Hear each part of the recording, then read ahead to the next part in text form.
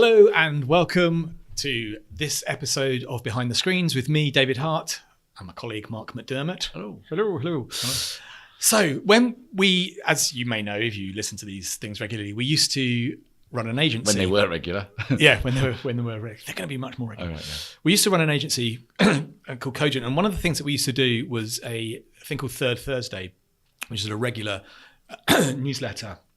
And within that, we used to have this section called Grind My Gears, which was based on, if you've seen Family Guy, Peter Griffiths he got this job being a TV presenter at the news, at the end of the news, and it was called Grind My Gears. And he used to go, you know what really grinds my gears? Only it sounded a bit more like Peter Griffin.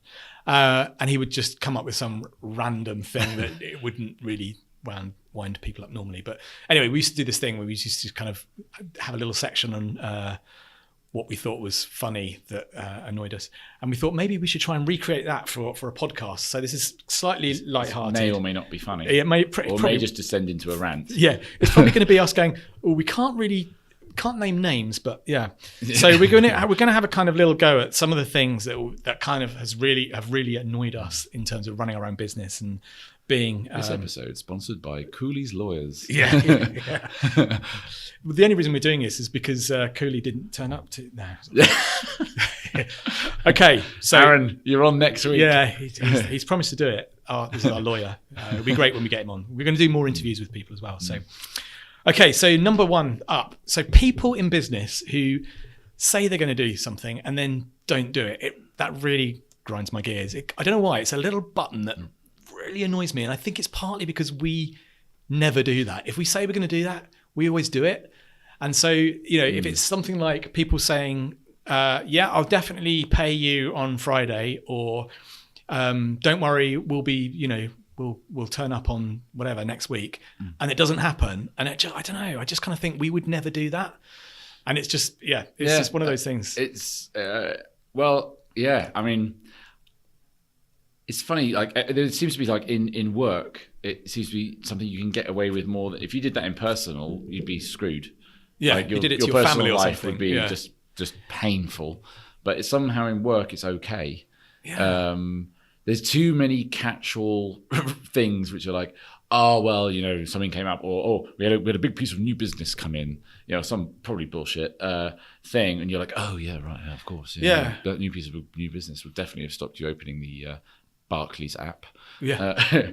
Just like, I'm sure it also stopped you going to the toilet that day. Oh, no, maybe not. It's kind of weird. It's not like I object to people doing things late or things happen, but it's just like when someone says they're going to do something, or they're going to be, or to honor something that they've said. So it might not be a time thing, but it might be, like we had an agreement, the two of us, that if this happened, this would happen, and then that thing happens and you just don't do it. And it's like why, But then I suppose to make a more positive spin, how delightful when people do just actually do what they say they'd do. Yeah. I mean, I suppose it's probably not someone should be quoting Woody Allen, isn't it? So 90% of success is just turning up.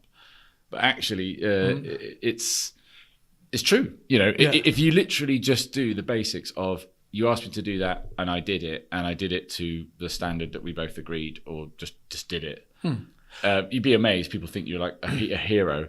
That means the bar is obviously fairly low in this world. Yeah. But I give, like, someone I know who's really good at this is Justin Cook, who's he's an investor actually. Things, he's lots of things. But just things like, I'll tell you what, I'll hook you up. I'll introduce you to so-and-so. And I know absolutely that a day later, there'll be an email from Justin saying, hi, thought you two should meet up, or you should. Remarkable superpower of following up. It's just, I don't know, it's just the thing. Don't say it. If you're not going to do it, don't say it. I'll do these two things, and then doing two things.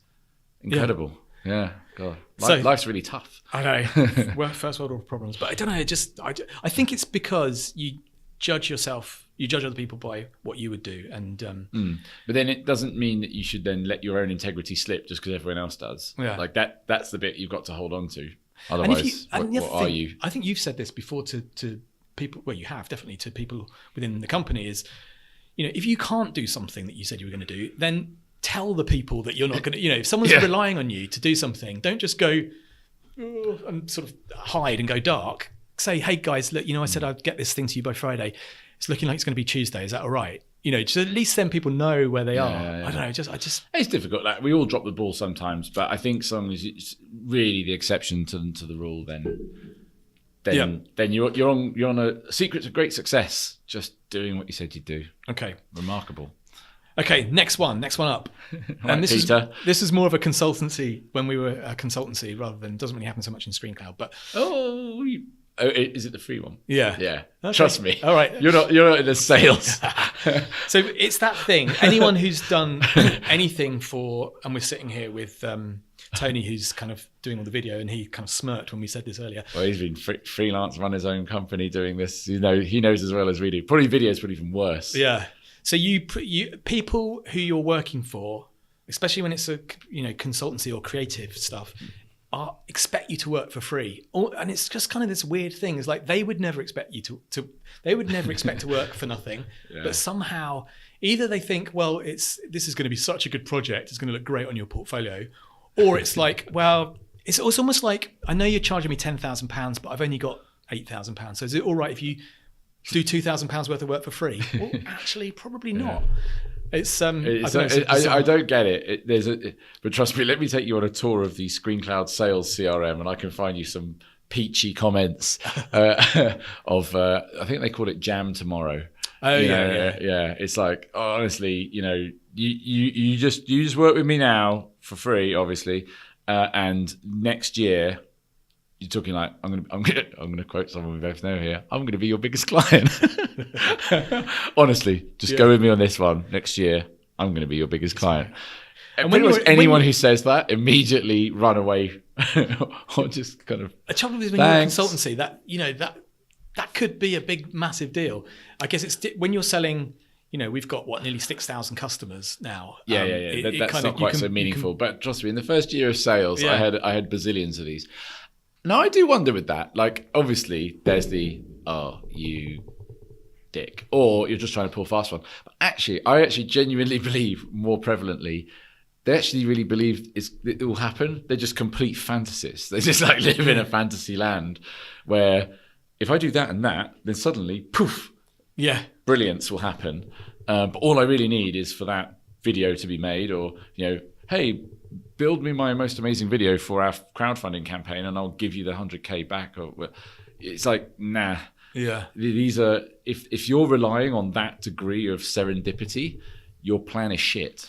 And there's that brilliant video, Fuck You Pay Me video. Yeah, that's which great. Is such a good video to watch. That's where the guy basically says, like, you're an artist's best friend is his lawyer. Yeah. And he kind of lists all the excuses that people give about why they're not paying you. I haven't got enough budget, or someone came in and we've decided we really like your work, but we've decided we're going to do it. Can we revisit the invoice? Yeah. What? We're going to do what you've done, but we're going to do it in house. So therefore, we don't want to pay for it because we're not actually going to use it. You're going to use it, yeah. Fuck You Pay Me. Yeah, that's definitely worth listening. It's a classic. To. We'll put it in the an internet show classic. Notes. Yeah. Do we do show notes? Yeah. Oh, okay. Yeah. Well, when you say we. Well, you. That's why I don't know. Yeah. I'm just the talent. Is my rider here, by the way? Yeah, your M&Ms. The blue ones. Yeah. Taking all the brown ones out. Thank you. We do. So generally, if we reference something, I normally put it underneath. Oh, okay, good. But so I think you actually do what you say you're going to do. Let's see. What a man of integrity. God, you're going to go far in this world, my friend. You can only hope. Okay, I didn't want to put this in, but you thought it's still worth doing, about drip email marketing. Oh, yeah. Drip email marketing gone bad. Not all drip email marketing. This is kind of a classic in the sales industry is, when following up on sales leads, at what point do you tip into spam? I think the moment you think just pushing this to the top of your inbox is a winning strategy, you have lost. The moment you don't give anyone a chance to opt out, like, please just, for the love of God, stop emailing me or pinging me. I mean, I accept quite a lot of people on LinkedIn because I think, why not? Yeah. But I don't accept, apart from recruiters on the whole, unless I actually use them, work with them. So not very many then. But then some people I think, okay, yeah, I can see, in the same industry, all right, you do a bit of outsourcing, whatever. Sure, boom, I don't exactly think about it for vast amounts of time. It's usually just a yay or nay, whilst I'm probably on the loo. if that's not getting too personal.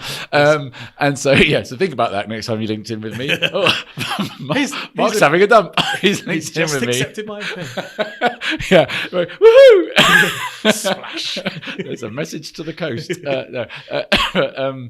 Then suddenly, sorry, I'm really taking it down a level. It's because of Family Guy. I think I'm in a silly mood, and possibly because we've been doing this for 2 hours now. But what do I mean to say? On the LinkedIn message, and they're just kind of constantly pitching back. Hey, and it's like, oh, I know you're really busy, but like, have you thought about this outsourcing of WordPress stuff to blah blah blah? And just like, wow, man, really? I understand why they do it, but it kind of annoys me as well. Is when they go, okay, clearly you hate me. Please tell me which of these. Just reply 1, 2, or 3. You're like, yeah, as if now, but that's almost like weird social currency. Just a minute, you were the one taking my attention away. Now apparently I've offended you by not replying to your spam, and now I've got to reply because you want to make me feel bad. I mean, it's just weird. Like, who's writing this playbook? It must be working, but it's a bit like the whole Nigerian million fund thing. I mean, it's ridiculous, but if it doesn't work, like I remember you always used to say that about direct mail, like through the door. Like everyone's like, "Oh god, this is crap," and you're like, "Actually, I worked in a world that did that, and statistically, it works." So there you go. You only have to have 0.5% of people responding, and it doesn't matter that you annoy 99.5% of the population. Well, it should matter. Yeah, I mean, good old GDPR sorted a bit of that out. Yeah, thank God. It's getting crazy. Anyway. But yeah, so what else do we hate? We actually talking about LinkedIn is that thing where you see it and you see someone come out and it looks quite interesting because their job might be slightly related. You think, oh yeah, technology, SaaS, and then they say, yeah, I'd like to connect with you in order to investigate a partnership, and you go, okay, a partnership might be interesting. To my view, a partnership is maybe both people getting something out. Yeah, of it. we both. But actually, what they really want to do, they use the word partnership is, I've got something I want to flog you, and it's just kind of like, I don't know. It just feels. I immediately just, because it's disingenuous. I just think, well, I don't want to talk to you about it then, because I have more sympathy for this, right? Because neither of us are formally trained salespeople, right? Despite the fact, I suppose you could argue we are sales professionals because we've been doing it so bloody long. And we actually have sold things. So I guess that, I don't know where that fits in the spectrum of professionalism, but it's somewhere. And I do remember back in the agency days, especially when, things kind of plateaued out a bit and we're trying to think, well, what next? How many people would say to us, see, guys, what you really want to do is you need to think of your clients more as a partner. Yeah. And how many times do we have to go into Nestle? What we don't just want to do the brief, as in what you actually want. We want to be a strategic partnership where we will be. It's like we said this shit, and really what they wanted was that website to get built, and then if we did a good job, give us another website to build. I mean, that partnership would be more like, hey, Nestle, let's both chuck in £100,000 and see if we can create something. But that's a joint venture. Yeah, but it's more of a partnership than. How about we work together and then you give us money? But my argument, I know, and I get it too, and I also go, oh, you cheeseball. But then I also think, I believe these words may have also exited my mouth at some point I'm too. Sure. And to be fair, I imagine the recruitment consultants don't just want to flog you a candidate; they do want to work with you. Yeah, well, as we knew full well in the agency, we would almost never make any margin out of the first project with a new customer because just there was just so much red tape to get through to get things moving, to understand all the various stakeholders and stuff. It was always the second or third engagement where actual profit came. So that's what we were getting at. But obviously you couldn't sort of stand up there in a pitch and go, fundamentally we're going to make bugger all out of this unless you give us something else. Probably isn't quite as compelling as partner. Yeah, exactly. Okay, so maybe I'm wrong on that one. No. It annoys me too. Yeah. I'm just sort of flagging some hypocrisy. Okay, so this is more of a kind of pitching to people about your product, and it's people who, after listening to your business pitch for a nanosecond. This is investors mainly, right? Mainly investors, yeah. But it could be people that you meet. It could be a client who wants to school you. Or potential reseller or whatever. After listening to your business for a second, are suddenly an expert in it and want to lecture you on all the things that you've allegedly not thought about. Yeah. And the thing that we always found when in the early stages where people were going, well, you need to do advertising. This is an advertising platform. And you're like, no, it's not. There's two things. What happens is, but we don't want it to be. We think there's something else that can do. Well, there's two things. Once when you're talking and they're going, and they're trying to kind of go, I know what you're saying. It's a CMS. No, it's an advertising platform. You kind of like you just keep going through and going, just let us finish. Can you just let us finish? Yeah. Or they just go, I've listened to you. I've listened to you speak for 2.5 minutes, and I'm now going to give you the benefit of my wisdom and tell you all the things that you've got wrong about your business model and basically give you the answer to how you're going to make it right. I can't say this on the thing, so I'm not going to, but I do have a hilarious story about where that's come right full circle for me literally yesterday on that one. Yeah. And it was, even though it's a slight inconvenience just because of the amusement factor, I'm going to see this story to the end. Oh, right. You'll have to tell me about it later. Yeah. But effectively that's that's a bit... Sorry, loyal listener. If we ever meet in person, ask me about that and I'll tell you. I can show you the screenshot. Oh, brilliant. Fucking hilarious. So effectively there's this sort of thing of like, I suppose it's that sort of Dragon's Den type fantasy that, well, you don't know anything about business as much as I do, and that's because I'm sitting this side of the table. And you're failing to acknowledge that you have spent the last 2 years thinking about nothing else. And probably anything that you can come up with in 2.5 minutes, we've almost certainly considered. And probably, if we're not doing it, it's probably because we can't do it right yet now, or we've discounted it for a very good reason. The arrogance to presume to be like, Dragon's Den and all these sort of things has kind of, I guess, fueled this attitude, or maybe it's just people's attitude, I don't know. But the arrogance, as you say, to consider someone's, maybe not life's work, but it's a considerable amount of their waking hours, effort, time, and sum it up to go, is it, what, like the world fuels this thing with its immediate feedback loop. It's like watching The Voice. The worst one of all was the first ever, because public pitch I ever did to like a angel, these angel groups that all the cities have.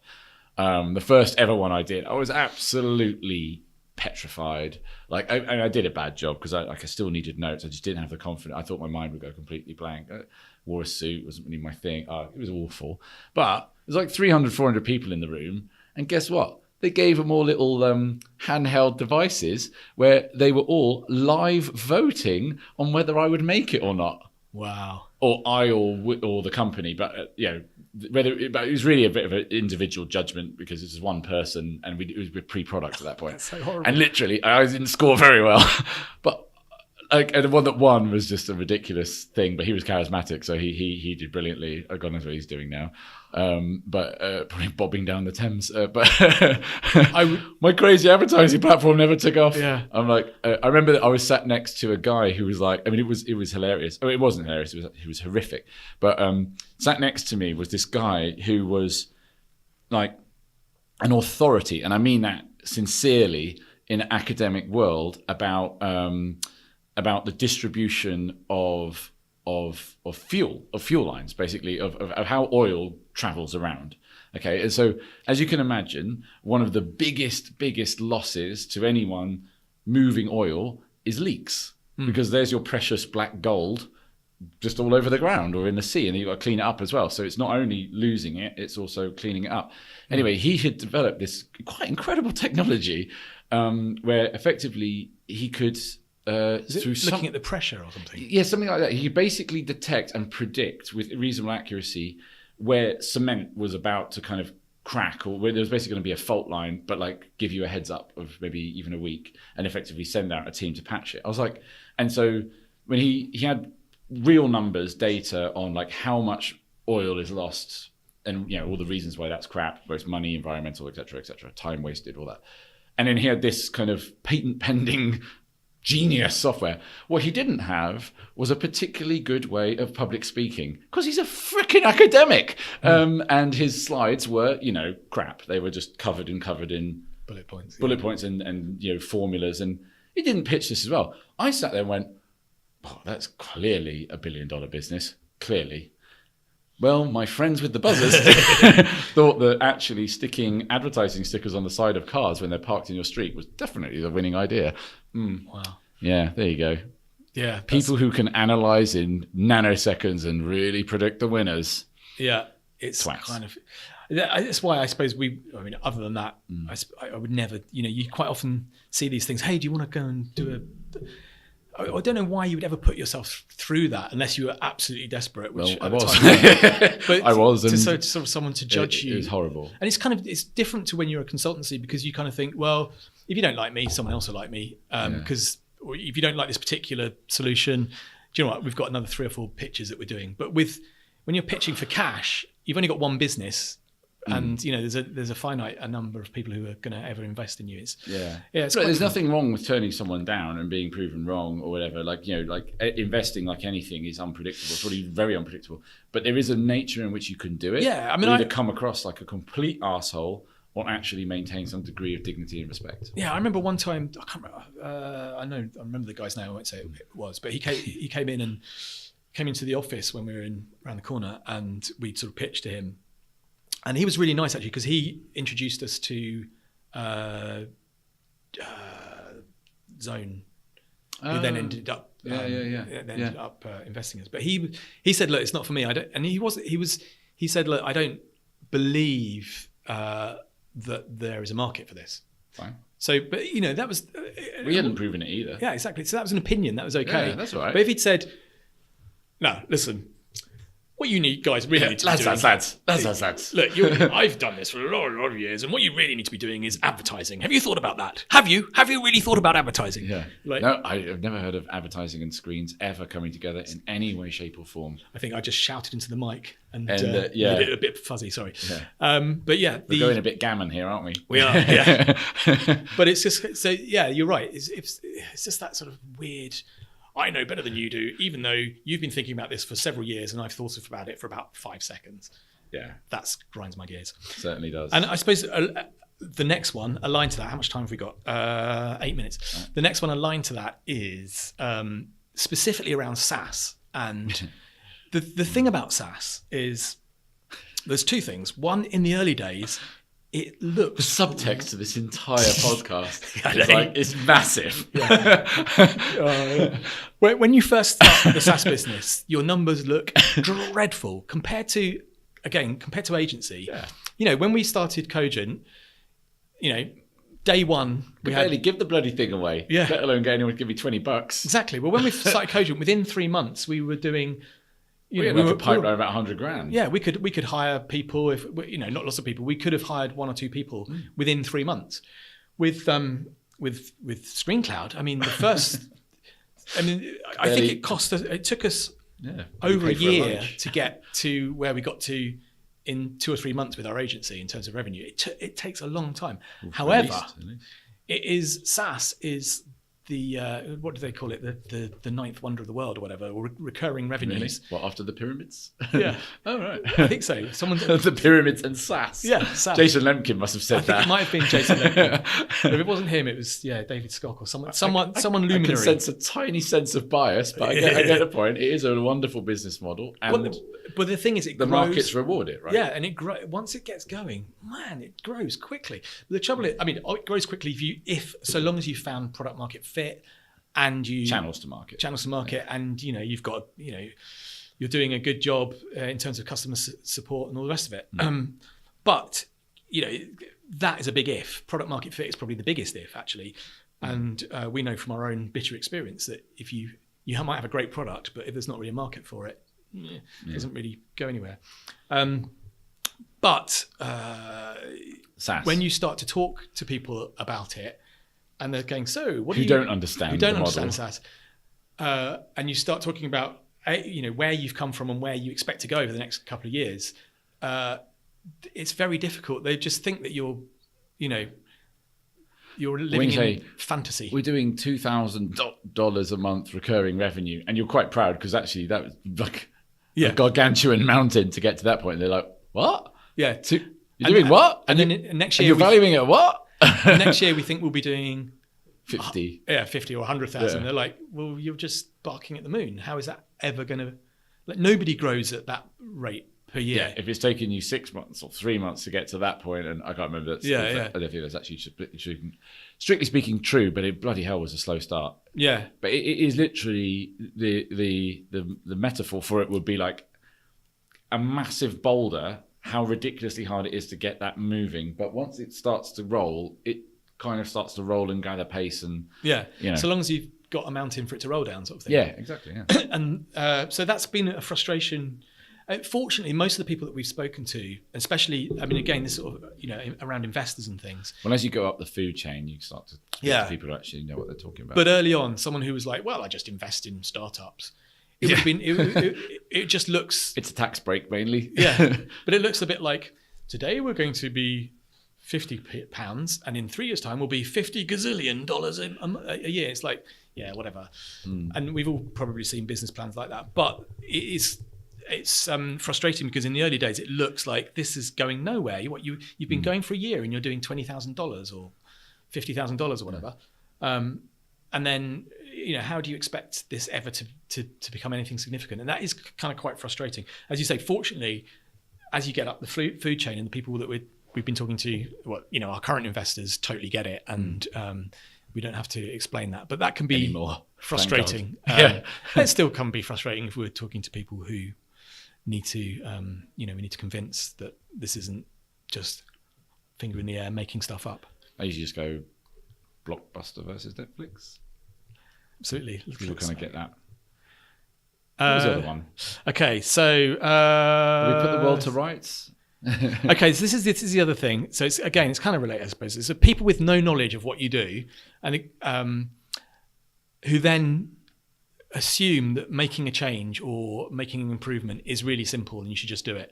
Oh yeah, so one of my I kind of misquote it because I can't actually. I don't think I even still have the book, but it's by Jason Fried. One of the original ones. Rework, was it? The Rework book? I can't remember. One of their books. Anyway, he just a really memorable line was simple as a word to describe someone else's job. Oh yeah, I think that is like so bloody true, and I try and kind of keep that at the back of my mind when I'm kind of, come on guys, it's just a quick edit of the video, come on. Half an hour, it should be good.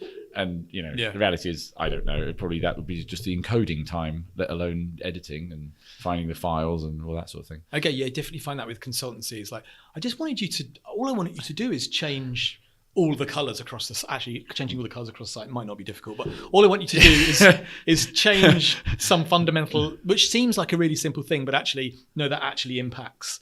That's not just a question of just changing some words and then magically the database updates itself. There are very few people who can like actually play out the full consequences of any change. Yeah, there's always hidden and consequences to almost every and I think change, apart from possibly maybe a word on a page or a color in a CSS file. But even then, it can still be cached, and you have to go and bust the cache. I mean, it's still more than you might think. And actually, I suppose in SaaS it's the same. You're doing products, people will obviously, and it's good that they do, but people will suggest features that you might wish to incorporate. And when you say it's not on our roadmap, not that we don't like feedback. Exactly. It's good to get feedback, but if you were to say that's not on our roadmap currently, or whatever, yes, we'll be doing it, but in 3 months' time, and they go, well, but surely that's only going to take you 2 minutes. See, I always used to think about that, and this is particularly agency, but I think it's still prevalent now. Is that I always think, well, in their mind's eye, are they thinking that we're like all just sat around in a room, like an empty room with a phone, kind of like basically like the bat phone, waiting to like spring into action? God, if only someone would just call and come up with a last minute change, like then I would have something meaningful to do with my day. But as it is, I'm just sat here waiting. It's like, what the expectation of like that, that's almost never happened. And in some ways, it's probably the flip side of the coin to the person who says, unless you're in jail. There's a flip side to the person who says, I've just been thinking about your business and I think this is what you need to do and that's what's going to make you loads of money. It's like, well, this is something that I really, really want. And if you just make that change, then surely you're going to get loads more customers as a result of it. Yeah, yeah, pretty sure that's not the most compelling marketing strategy. Yeah. So that's kind of frustrating as well.